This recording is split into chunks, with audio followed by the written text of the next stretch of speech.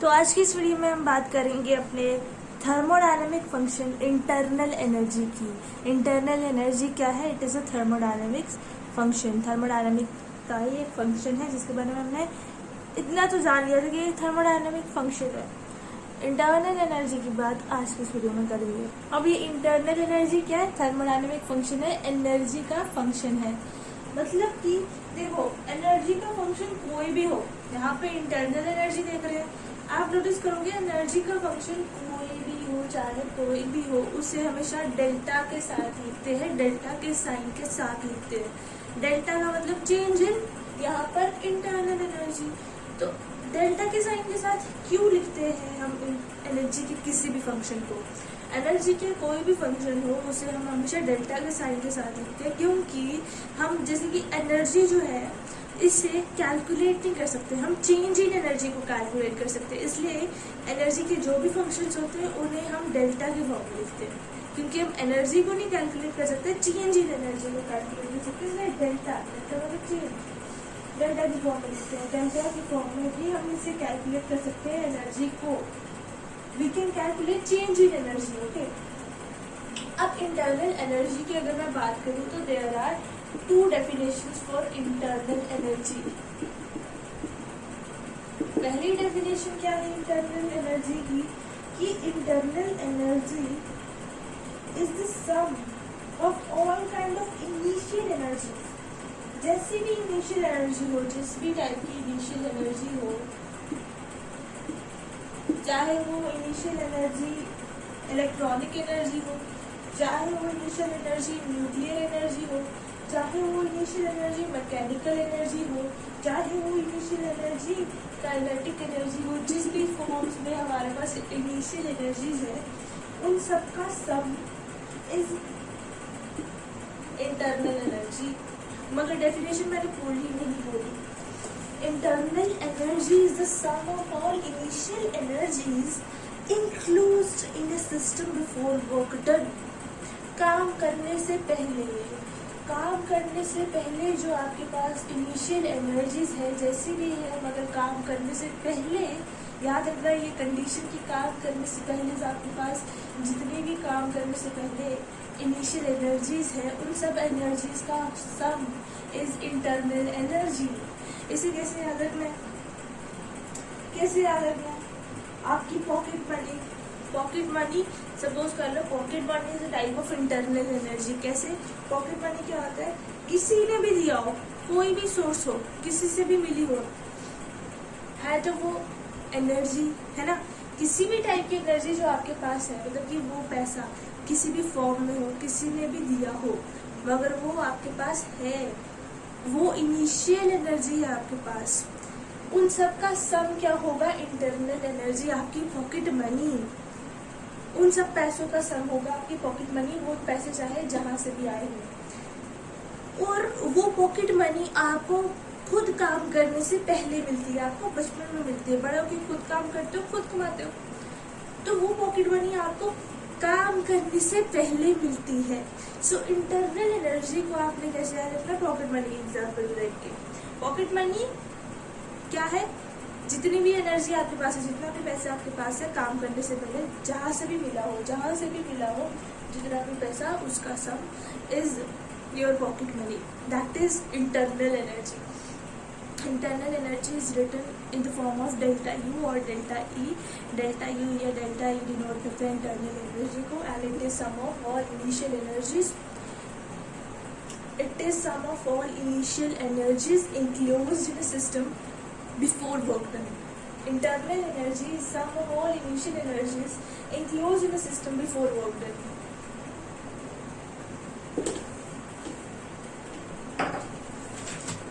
अब ये जो डेफिनेशन मैंने आपको बताई कि इंटरनल एनर्जी क्या है, आपके काम करने से पहले जितनी भी एनर्जीज आपके पास इनिशियल एनर्जीज है, उन सबका सम है इंटरनल एनर्जी। चाहे वो एनर्जी जैसे भी हो, उन सब एनर्जीज का सम होता है internal energy. Internal energy sum of all initial energies included in system before work done. ये जो डेफिनेशन थी ना, ये एक डेफिनेशन थी, ये टेम्पररी डेफिनेशन थी। हमारे पास इंटरनल एनर्जी की दो डेफिनेशंस है, एक टेम्पररी जो कि अभी आपने देखी, जो कि रफ डेफिनेशन है, और एक परमानेंट जो कि हम देखेंगे बाद में। ये है हमारी टेम्परेरी डेफिनेशन, ठीक है। ये है हमारी rough definition, temporary definition of internal energy. अब हम एक्चुअली बात किसकी कर रहे हैं, फर्स्ट लॉ ऑफ थर्मोडायनेमिक्स की। अभी थोड़ी देर के लिए मैं इंटरनल एनर्जी का टॉपिक यहाँ से नहीं हटाती हूँ, क्योंकि यही टॉपिक पढ़ रहे हैं हम। फर्स्ट लॉ ऑफ थर्मोडायनेमिक्स के अंदर पहला थर्मोडायनेमिक फंक्शन देख रहे हैं इंटरनल एनर्जी, जिसकी हमने अभी तक एक डेफिनेशन देखी, that it is sum of all initial energies present all enclosed in the system before work done. यहाँ पर जो फर्स्ट लॉ है थर्मोडायनेमिक्स का, हम उसका law of conservation of mass का, फर्स्ट लॉ ऑफ थर्मोडायनेमिक्स का मैथमेटिकल एक्सप्रेशन देखने जा रहे हैं। Mathematical expression for first law of thermodynamics.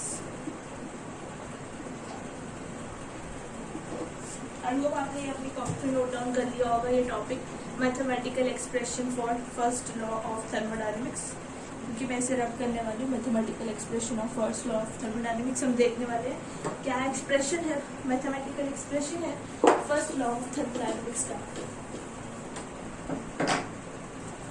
तो उसको लिखने से पहले देखो, आप सपोज करो E1 भी इंटरनल एनर्जी, सपोज E1 भी इंटरनल एनर्जी, E1 भी internal energy in a system present in the system initially, E1 भी internal energy present in a system initially, starting में जो आपके पास इंटरनल एनर्जी प्रेजेंट है उसे E1 मान लो, इनिशियली जो प्रेजेंट है। एंड Q भी हीट एनर्जी, क्योंकि Q तो होता है हीट एनर्जी को डिनोट करता है, Q be the heat energy provided to the system and W be the working energy.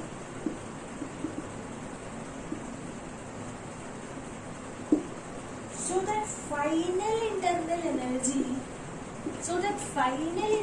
energy क्या होगा, इन सब का सम ही तो होगा, क्योंकि जैसी भी एनर्जीज है उन सब का सम ही तो हमारा इंटरनल एनर्जी होता है। फाइनल इंटरनल एनर्जी क्या होता, जितनी भी इनिशियल एनर्जीज है उन सब का sum. Initial energies internal energy E1, उसके अलावा ये Q और W कहाँ से आ गई, इनिशियल एनर्जी का सम, जितनी भी इनिशियल एनर्जीज है उनका सम is final internal energy.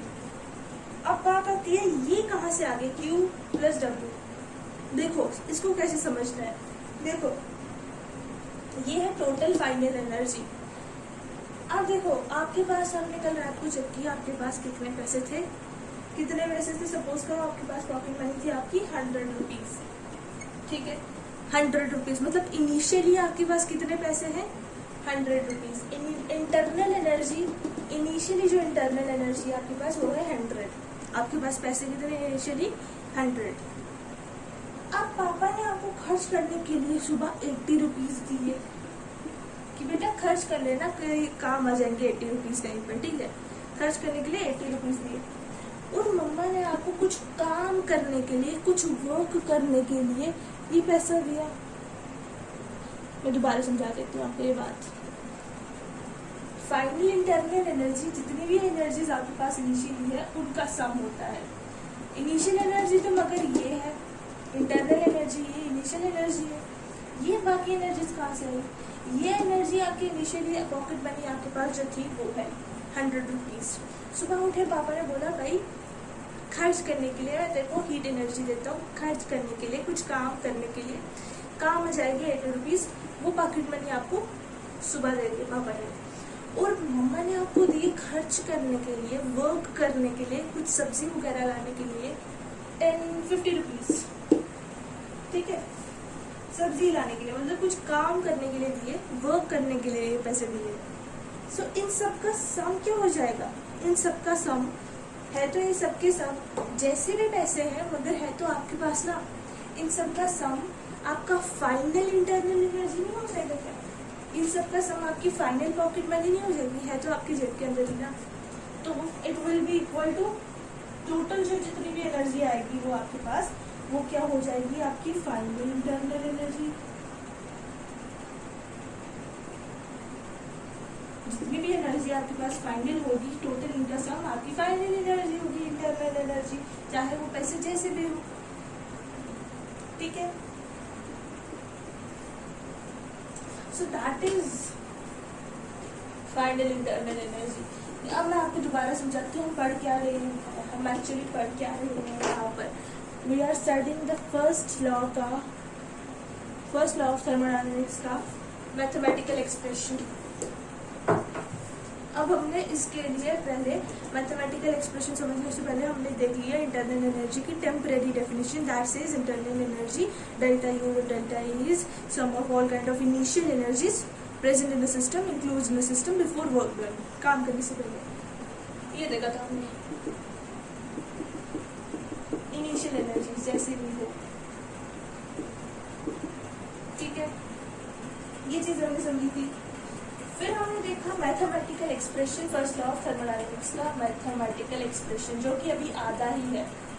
Mathematical expression जो कि अभी आधा ही है, आधा ही देखा है हमने सपोज किया E1 be the internal energy present in the system initially, और हमने सपोज किया Q be the heat energy given to a system, given to the system। हमने ये माना कि Q क्या है, हीट एनर्जी जो कि सिस्टम को दी गई है, आपको पॉकेट मनी पापा के द्वारा दी गई है, एंड W जो है, और let suppose W be the working energy given to a system, working energy of the system, so that final internal energy will be equal to sum of all initial energies present in the system।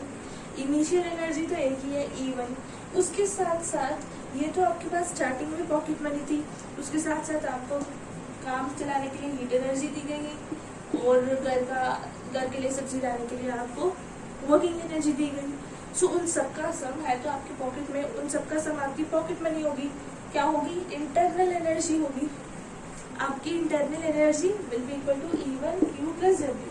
अब इसके आगे E2 minus E1 will be equal to, E1 को इधर आए, Q plus W, मतलब कि E2 minus E1 मतलब change in internal energy. E क्या है, internal energy, change in internal energy, इसको मैं डेल्टा U भी लिख सकती हूँ। So this is the mathematical expression for first law of thermodynamics, मतलब कि heat energy, sorry internal energy is equal to heat energy plus working energy. जो आपकी इंटरनल एनर्जी होती है वो हीट एनर्जी और वर्किंग एनर्जी के इक्वल होती है। Internal energy is equal to heat energy plus working energy. This is the mathematical expression for first law of thermodynamics. अब हम इंटरनल एनर्जी की परमानेंट डेफिनेशन देखने से पहले एक नया टॉपिक देखेंगे, that is derivation of work done. Derivation of work done एक नया टॉपिक। वर्क डन की जो नॉर्मल फॉर्मूला है, वर्क डन का जो सिंपल फॉर्मूला है ना, जनरल जो फॉर्मूला है वर्क डन का, उसकी डेरिवेशन देखेंगे। मतलब बिना किसी कंडीशन के कि वर्क डन का डेरिवेशन देखते हैं इस प्रोसेस के लिए, वर्क डन का डेरिवेशन देखते हैं उस प्रोसेस के लिए, ऐसी बात नहीं है। हम किसी भी प्रोसेस, किसी भी कंडीशन के लिए, कोई भी कंडीशन नहीं लगी हुई है, वर्क डन का हम जर्नल फॉर्मूला देखेंगे, उसकी डेरिवेशन देखेंगे actually.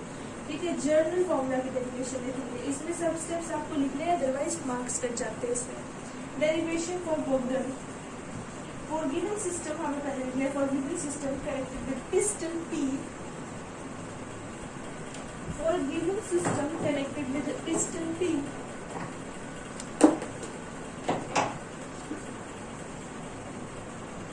connected with piston P, if initial volume of vessel is V1, initial जो वॉल्यूम है वेसल की, वॉल्यूम स्पेस जो है वेसल की वो V1 है। If initial volume of vessel is V1 and cross section area is A. Then whenever pressure is applied with the help of this piston, which is represented by P, capital P, whenever pressure is applied, the final volume becomes V2. So that displacement को x मान लेते हैं, so that displacement is x. मगर आप क्योंकि देख सकते हो प्रेशर अप्लाई किया है, बहुत कम प्रेशर अप्लाई किया है, तो बहुत कम डिस्प्लेसमेंट हुई है, सिर्फ इतनी सी डिस्प्लेसमेंट हुई है, जिसकी वजह से वॉल्यूम में कम फर्क आया, बहुत कम डिस्प्लेसमेंट हुई है. तो इसलिए मैं यहाँ पे डी लगाऊंगी. डिफरेंशिएशन का यहाँ पे क्या चक्कर पड़ गया, इसमें कंफ्यूज नहीं होना. डी इसलिए लगाया क्योंकि कम डिस्प्लेसमेंट हुई है, बहुत कम डिस्प्लेसमेंट हुई है, इसलिए डी लगाया. और कोई यहाँ पे कंफ्यूज होने वाली बात नहीं है. अब आप सोच रहे होंगे कि भाई प्रेशर अप्लाई किया है तो वॉल्यूम तो चेंज हुआ है, मगर एरिया भी क्या चेंज होगा? नहीं, एरिया चेंज नहीं होगा. क्रॉस सेक्शन एरिया वो तो सेम रहेगा, वॉल्यूम में फर्क आएगा, cross section area will remain same. ठीक है, सुनना हो.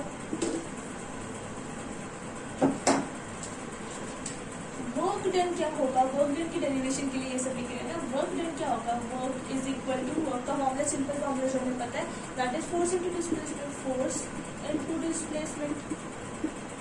Now work is equal to force into displacement. तो फोर्स को मैं माइनस एफ लिखूंगी. क्यों फोर्स को मैं माइनस एफ क्यों लिख रही हूँ? क्योंकि ये एक्सटर्नल फोर्स लगी है. क्योंकि ये फोर्स एक्सटर्नल है इसलिए मैंने नेगेटिव साइन लगाया है. एंड डिस्प्लेसमेंट, क्योंकि फोर्स लगा है सिस्टम के ऊपर, इसलिए एक्सटर्नल फोर्स है, इसलिए नेगेटिव. एंड डिस्प्लेसमेंट जो है वो सामने लिखा हमने dx है.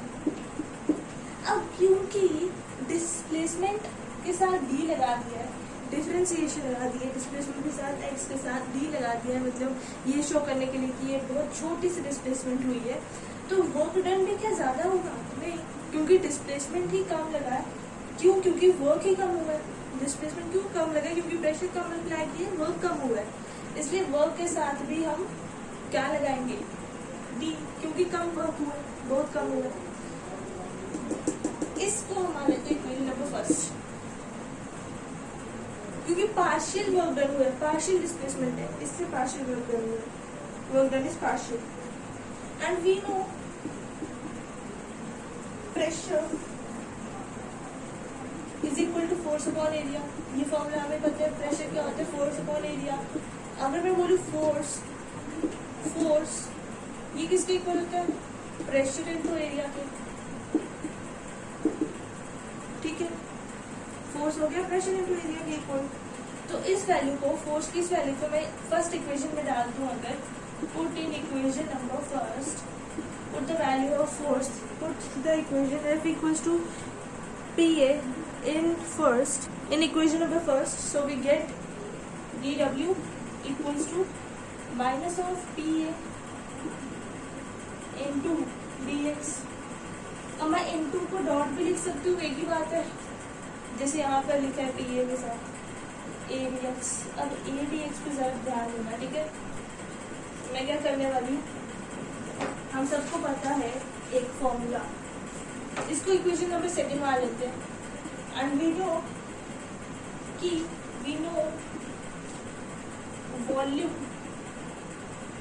वॉल्यूम किसके इक्वल होता है?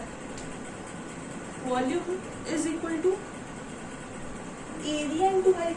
क्यों? क्योंकि volume is length into breadth into height. अब लेंथ इंटू ब्रेड्थ क्या होता है? वॉल्यूम का फॉर्मूला ये वाला हम सबको पता है कि volume is length into breadth into height. और ये भी हमें पता है कि लेंथ इंटू ब्रेड्थ किसके इक्वल होता है? एरिया के. So area into height. अब हाइट यहाँ पर क्या है? डिस्प्लेसमेंट हो रही है ना यहाँ पर, तो इसी को हाइट लिखूंगी. तो it will be equal to A into dx and that is equal to, यहाँ पर किसके इक्वल आ रहा है? वॉल्यूम के. अब एक बात ध्यान दो, अगर डिस्प्लेसमेंट कम है उस वजह से वॉल्यूम चेंज भी तो कम आ रहा है. तो वॉल्यूम को भी डी लिखेंगे, वॉल्यूम भी पार्शियल ही होगी क्योंकि displacement is partial, volume will also be partial, तो इसलिए डी वी लिखना जरूरी है। अब इस चीज को हम इक्वेशन नंबर सेकंड में डालेंगे, so you have to write that, put in equation number second, put D V equals to A D X in equation number second. तो ये हो जाएगा D W equals to minus P dot D we.